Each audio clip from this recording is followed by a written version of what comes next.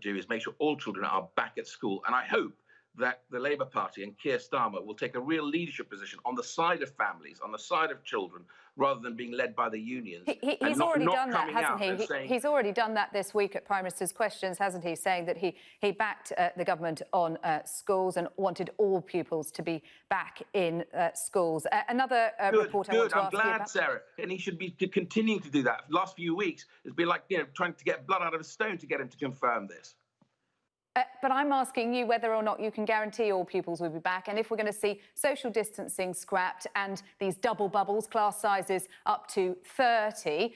And if that's OK in September, why not now? Because we've got many, many pupils who will have been 6 months out of education. Well, as I said to you, we will lay out all the details next week of how we're going to get all pupils back into schools in September. That is what we will do. And you will do that. That's a guarantee for all pupils come September. That is what we will do. We'll make sure that all schools, all pupils are back at school in September. OK, another report today about air bridges, a series of short-haul destinations set to be unveiled this weekend, it's reported. France, Italy, Spain, Greece and Germany, not Portugal, though. Can you confirm that? No, I can't. Obviously, we're talking to a number of countries, and when we introduced the 14-day quarantine on the 8th of June, we said that it will be reviewed within 21 days, so that's 29th of June. We are looking at what other countries who have been as successful in bringing the virus down to levels that are controllable, and of course that have data publications that are reliable, working with the Chief Medical Officer to make sure that that data is reliable, and then talking to those countries. And at the right time, the Transport Secretary will be will be announcing what countries we're going to be able to have air bridges with and transport corridors with.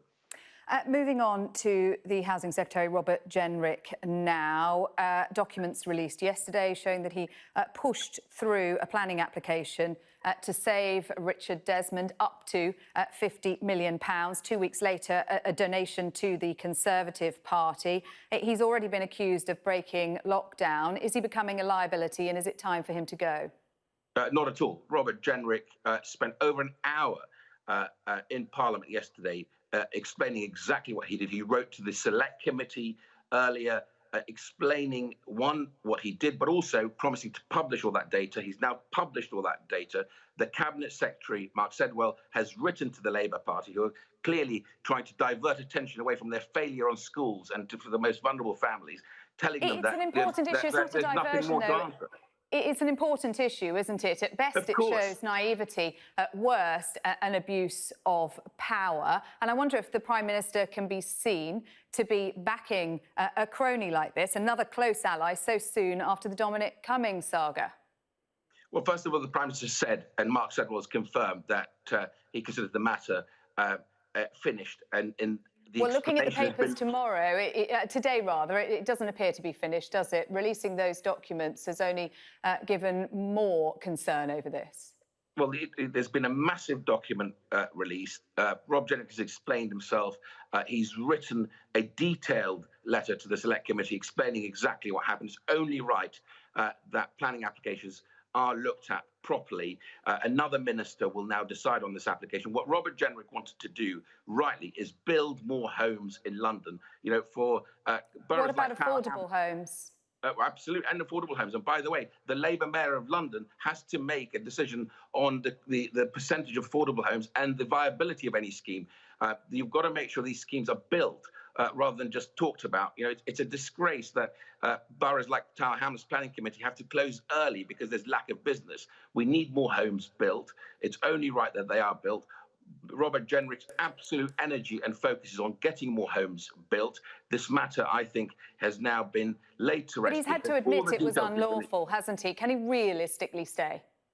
Well, he's been very clear on this because he actually was the one who said, look, if the perception is that there's been some bias, then we'll pull this and another minister has to decide on this, rightly so. And that is what the system that we have in this country. Other mayors will make similar decisions. Planning authorities make similar decisions when they look at plans in terms of the viability of a project, i.e. how much affordable housing can you have, versus will you get the project actually built and will it be viable? Is it normal, though, to be texting someone who's in the middle of a massive planning application? Well, look, I'm not going to get into the text messaging or any other than to say all this was published, all the details were discussed yesterday. Rob Jenrick's intention was to get more homes built in London and the rest of the country, and that should be the focus, rightly so. And I think the matter is considered to be over because this government has been more transparent on this than any previous government on any planning issue. Robert Jenrick, not the only one feeling the heat this morning. It is expected to be the hottest day of the year so far.